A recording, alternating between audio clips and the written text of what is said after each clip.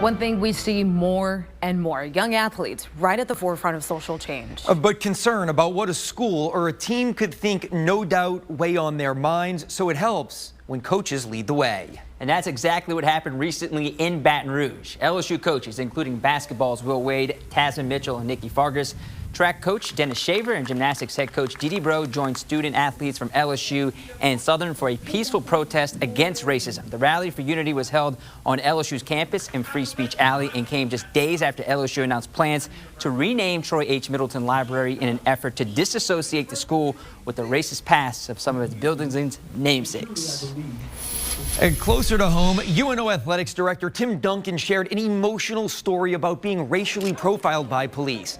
Duncan came to the lakefront from Northeastern University in Boston, and he still owns a home in that area. In May, police in Newton, Massachusetts stopped him, guns drawn, because they thought he may be a murder suspect in a case they were working.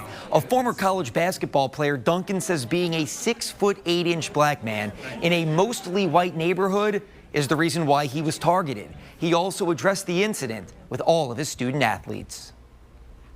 I wanted them to understand my story. I wanted them to understand that this doesn't just happen to what is portrayed as thugs on television. It can happen to anyone. It can happen to your athletic director. It can happen to that woman who's walking right behind me. It can happen to anyone of color. And that's not right. That's racism. That's systemic. That's institutional racism that we have to fight against.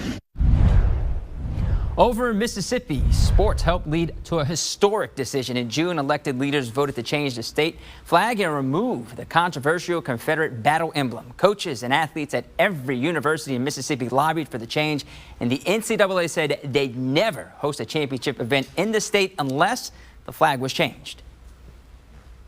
I know that all black student athletes that I coach and all black people that I know obviously would be very, very happy to see this change made. I want a state flag in Mississippi where everybody's proud of it that way, you know, where if they go overseas, they're waving the flag because they're proud that they're from Mississippi, and it personifies and unifies the great state of Mississippi. And while nothing is official, this is a rendering of what the new state flag for Mississippi could look like. Voters will have a big say in the decision. Well, she's not old enough to vote just yet, but she is using her voice to push for change. Tennis star Coco Gauff, who has strong ties right here to Louisiana, is certainly a champion of change. It breaks my heart because I'm fighting for the future for my brothers. I'm fighting for the future for my future kids. I'm fighting for the future for my future grandchildren. Another person that's been a powerful voice when it comes to social justice issues is former Saints tight end Ben Watson. I asked him how parents should handle addressing the topic and what we're witnessing right now. I think the first step for any parent is to be honest with their children about where we are. Our kids are going to hear things. They're going to hear about what's happening in their day. They're going to hear about these issues. As parents, we are stewards of our children. It's our responsibility to address the tough topics with them.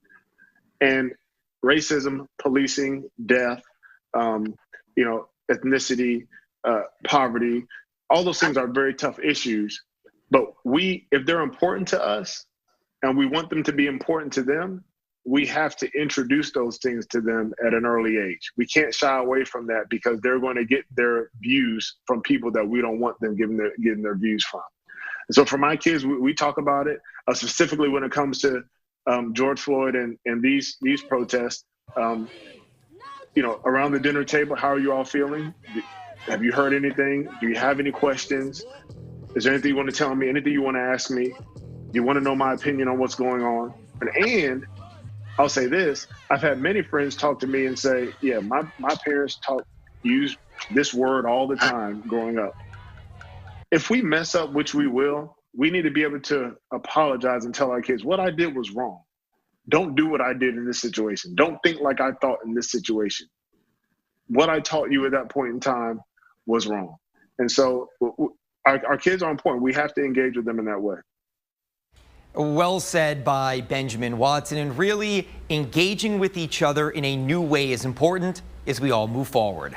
And special thanks to all the coaches, players, and executives who joined us tonight for this very important conversation. And we thank you all so much for watching this WDSU special presentation. For Sharif Ishak, Fletcher Mackel, and our great crew behind the scenes, I'm Christina Watkins. Have a good night, everyone.